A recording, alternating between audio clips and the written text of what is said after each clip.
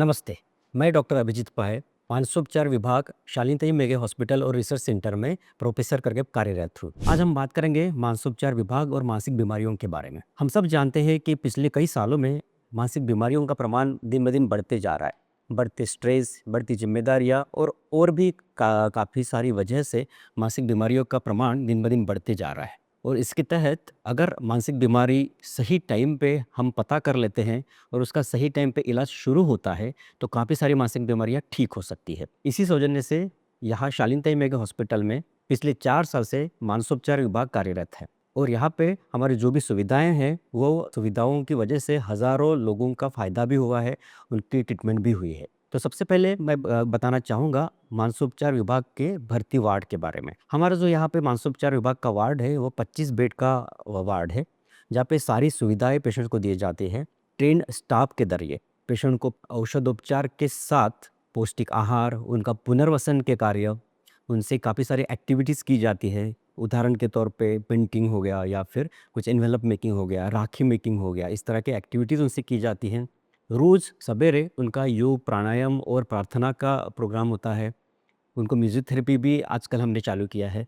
ये वार्ड में भर्ती जनरली वो पेशेंट्स या फिर वो रुग्ण किए जाते हैं जो घर में मैनेज नहीं हो पाते हैं या फिर उनकी बीमारी तीव्र स्वरूप की है। जैसे कोई पेशेंट है जो आत्महत्या के विचार है या प्रयास कर चुका है, ऐसे पेशेंट को भर्ती करके इलाज किया जाता है। आमतौर पे जो हम बात करते हैं कि पागलपन का दौरा जब ज़्यादा मात्रा में होता है और ऐसे पेशेंट को घर में संभालना मुश्किल हो जाता है, ऐसे पेशेंट को हम भर्ती करते हैं।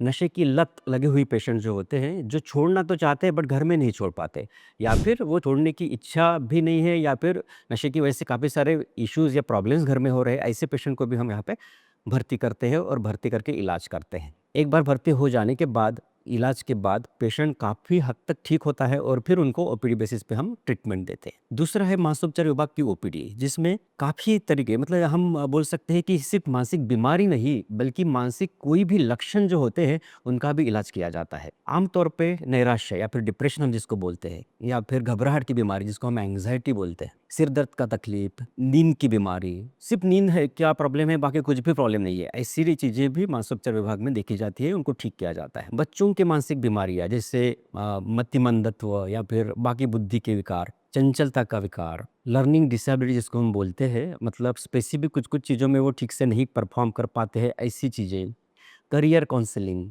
या फिर बूढ़े लोगों की बीमारियाँ जैसे स्मृतिभ्रंश हो गया या फिर बूढ़े लोगों में डिप्रेशन या फिर घबराहट की बीमारियाँ, इस तरह की कई बीमारियों का या फिर कई मानसिक लक्षणों का इलाज जो है ये मानसोपचार विभाग में किया जाता है। यहाँ हमारी पूरी टीम है, तज्ञ, मानसोपचार तज्ञ, साइकोलॉजिस्ट, 4 साइकोलॉजिस्ट हमारे यहाँ पे कार्यरत है, trained nursing staff, occupational therapist और सोशल वर्कर। ये सारे मिल के एक जिसको हम बोलते हैं होलिस्टिक या फिर सर्वांगीण ऐसा जो इलाज होता है, इस तरह की सुविधाएँ हमारे मानसोपचार विभाग में अवेलेबल हैं। इन सब के साथ आजकल हम देखते हैं कि बच्चों में या फिर स्टूडेंट्स में जो पढ़ाई-लिखाई कर रहे हैं, वो बच्चों में स्ट्रेस, कॉम्पिटिशन का प्रेशर या फिर परफॉर्मेंस का प्रेशर, इस तरह की चीज़ें काफ़ी ज़्यादा बढ़ रही है और उनमें मानसिक बीमारियाँ या फिर मानसिक लक्षण ज़्यादा मात्रा में दिखाई देने लगे हैं। इन लोगों के लिए हमारे पास एक सेपरेट यूनिट है जिसके ज़रिए कॉन्फिडेंशियलिटी रख के उनके बारे में किसी को भी कोई भी जानकारी बिना बताए हम उनका इलाज करते हैं। लैंगिक समस्या जिसको होती है उसका भी इलाज किया जाता है मानसोपचार विभाग में। तो यहाँ की सर्विसेज कौन सी है? तो सबसे पहले मैं कहूँगा औषधोपचार, मतलब मेडिसिन्स जो है वो वाजबी दर में यहाँ पे उपलब्ध है, अवेलेबल है। काउंसलिंग और साइकोथेरेपी, जो भी पेशेंट्स को काउंसलिंग की ज़रूरत है, साइकोथेरेपी की ज़रूरत है, उनको वो थेरेपी दी जाती है। कुछ पेशेंट्स होते हैं जिनका बीमारी सौम्य प्रकार का होता है, ज़्यादा तीव्र नहीं होता। ये पेशेंट को सिर्फ साइकोथेरेपी या फिर काउंसलिंग से बेनिफिट मिलता है और उनको हम वही देते हैं।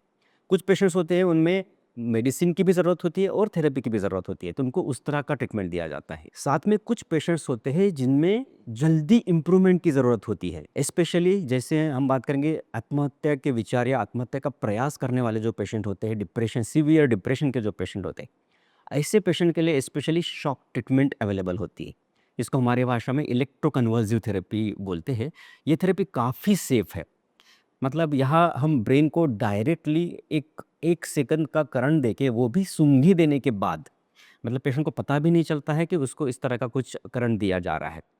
इससे डायरेक्टली ब्रेन को स्टिमुलेट करके ये जो थेरेपी दी जाती है काफ़ी इफ़ेक्टिव मानी जाती है। मेडिसिन के कुछ ना कुछ थोड़े बहुत साइड इफ़ेक्ट्स होने के चांसेस होते हैं, बट इसके एज़ सच कोई साइड इफ़ेक्ट्स नहीं होते हैं और इससे पेशेंट थोड़ा जल्दी ठीक होता है और एक बार पेशेंट का ये कोर्स शॉक थेरेपी का कंप्लीट होता है तो फिर पेशेंट को मेडिसिन्स में शिफ्ट किया जाता है। तो ये थेरेपी काफ़ी इफ़ेक्टिव है जब पेशेंट का बीमारी काफ़ी ज़्यादा तीव्रता पर है और उसको जल्दी ठीक करना ज़रूरी है।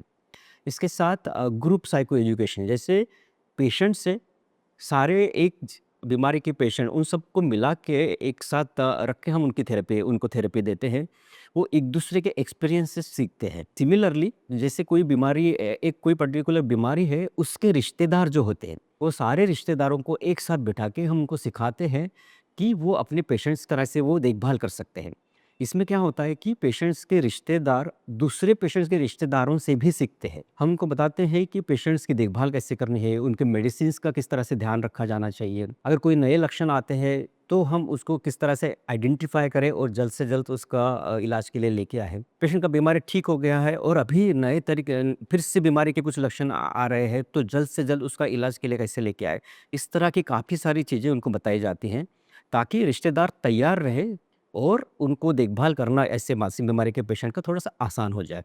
तो इस तरह की सुविधाएँ भी हम ये पेशेंट्स को और उनके रिलेटिव्स को प्रोवाइड करते हैं। करियर काउंसलिंग के बारे में मैंने आपको बताया कि हमारे यहाँ पे 4 साइकोलॉजिस्ट कार्यरत हैं, तो जो करियर काउंसलिंग सिर्फ़ करियर काउंसलिंग और कोई प्रॉब्लम नहीं, इस तरह के बच्चे भी आते हैं या पेरेंट्स लेके आते हैं, उनको भी हम सुविधाएँ प्रोवाइड करते हैं। इसके साथ ही पिछले कुछ महीनों से हमारे शालीनता मेगा हॉस्पिटल में नशा मुक्ति केंद्र का भी शुरुआत हो गई है। ये नशा मुक्ति केंद्र में सभी प्रकार के नशा करने वाले पेशेंट जो घर में मैनेज नहीं हो पा रहे हैं, जो छोड़ना चाहते हैं, कुछ नहीं छोड़ना चाहते, ये सबके लिए यहाँ पे सुविधाएँ उपलब्ध है। हमारा जो ये वार्ड है वो क्लोज़ वार्ड है, बाहर से गेट है, बाहर सिक्योरिटी रहती है।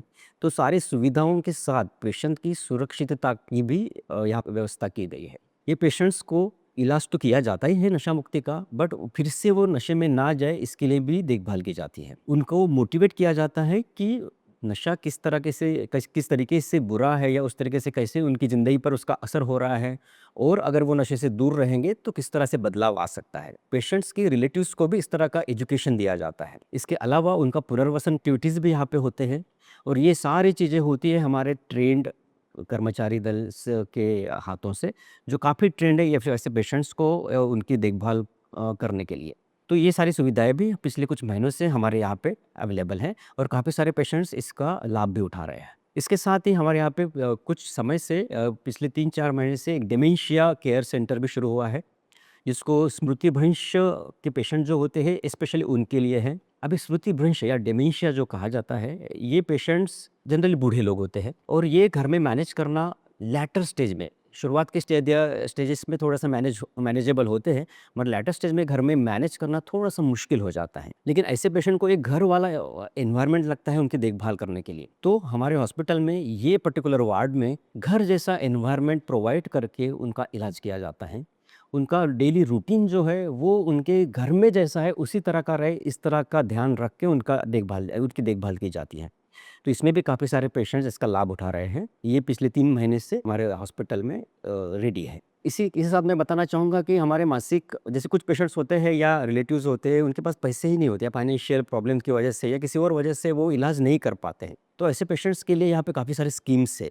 उसमें से एक पर्टिकुलर स्कीम मैं बताना चाहूँगा, वो कोहोर्ट कार्ड या फिर उसको मानसी कार्ड बोला जाता है, जिसके तहत पेशेंट्स को काफ़ी सारे मानसिक बीमारी में लगने वाली मेडिसिन जो है वो फ्री में मिलती है, मुफ़्त में मिलती है।